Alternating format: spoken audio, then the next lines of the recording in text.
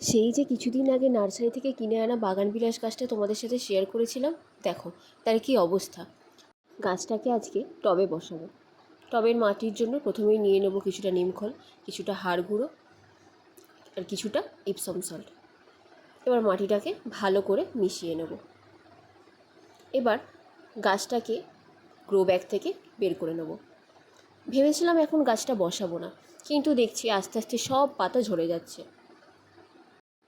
তাই এক প্রকার ল্যাদ খেতে খেতে গাছটাকে বসানোর কাজে লেগে পড়লাম। গ্রো ব্যাগ থেকে গাছটা বের করার সময় গাছের গোড়ার দিকে একটা প্লাস্টিক দেখে কেমন যেন একটু সন্দেহ হলো। তাই আস্তে আস্তে মাটিটাকে ঝরিয়ে নিলাম। না হলে নার্সারি থেকে আনা গাছে সচরাচর আমি মাটি ঝরাই না, দেখা যাক কি হয়।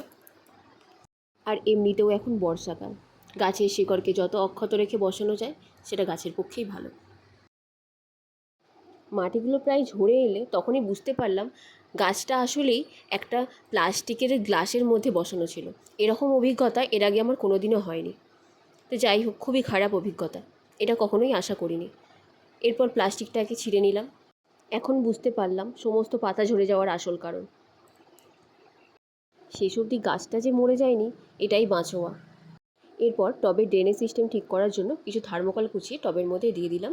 এরপর দিয়ে দিলাম কিছু সবজি খুচরা, যেটা পচে গিয়ে একসময় কম্পোস্টে পরিণত হবে। এরপর কিছু কিছু মাটি দিয়ে আস্তে আস্তে টবটাকে ভর্তি করে নেব। ফুল ফোটার আপডেট অবশ্যই তোমাদের সাথে শেয়ার করব। এরপর কিছুটা সাফ ফাঙ্গিসাইড জলের মধ্যে ঘুলিয়ে সেটাকে গাছের গোড়ায় দিয়ে দেবো। এটা শিকড় পচার হাত থেকে গাছকে রক্ষা করবে।